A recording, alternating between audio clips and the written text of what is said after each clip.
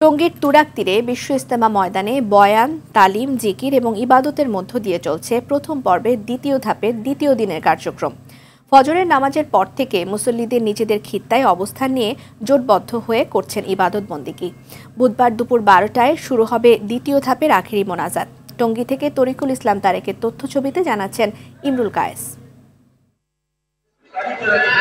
ফজরের পর থেকে ইসলামী বক্তাদের বয়ানের মধ্য দিয়ে শুরু হয় দ্বিতীয় দিনের আনুষ্ঠানিকতা। দিনব্যাপী চলছে জিকির আজকার। দূর দূরান্ত থেকে আসা মুসল্লিরা নিজেদের খিত্তায় অবস্থান নিয়ে জোটবদ্ধভাবে তালিম, তাশকিলে আঞ্চলিক মুরব্বীদের আলোচনা সহ নানা কর্মকাণ্ডে মশগুল। আল্লাহর সন্তুষ্টি লাভের আশায় ইজতেমা ময়দানে ধর্মপ্রাণ মানুষের ঢল নামে। সৃষ্টিকর্তার সান্নিধ্যে আসতে পেরে খুশি সবাই। ইজতেমায় অংশ নেয়া সবাই চায় ইসলামের দাওয়াত ছড়িয়ে দিতে। কিভাবে জাহান্নামের আগুন থেকে বাঁচা যায়, জান্নাতে যাওয়া যায়।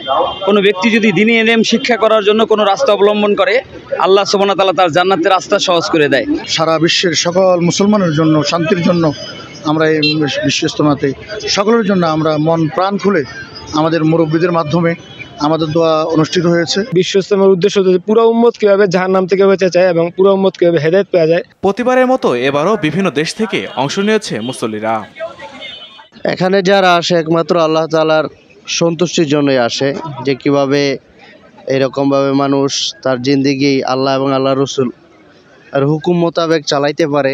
আল্লাহকে রাজি খুশি করার জন্য, দিনের উপর চলার জন্য, যাতে আল্লাহ আমাদের উপর রাজি খুশি হয়, ওই শিক্ষা নেওয়ার জন্য এখানে আসছে। বুধবার দুপুর 12টায় আখেরি মোনাজাত অনুষ্ঠিত হবে। পুলিশ জানায় আখেরি মোনাজাত ঘিরে নিরাপত্তা ও গোয়েন্দা নজরদারি বাড়ানো হয়েছে। সূরা নিজামের যে পর্বটি, সেটি দ্বিতীয় ধাপের সেটির আখেরি মোনাজাত 12টার সময় হবে। যান চলাচল কিছুটা বন্ধ করে দিতাম, ডাইভার্ট করে দিতাম। আমরা যতটা সময় পারি যান চলাচল সচল রাখবো এবং এই যান চলাচল আমরা সারাক্ষণই, বিশেষ করে বিআরটি লাইন দিয়ে আমরা সারাক্ষণই সচল রাখার চেষ্টা করব। আগামী 14 ফেব্রুয়ারি শুরু হবে ইজতেমার দ্বিতীয় পর্ব। ইমরুল কায়েস, RTV।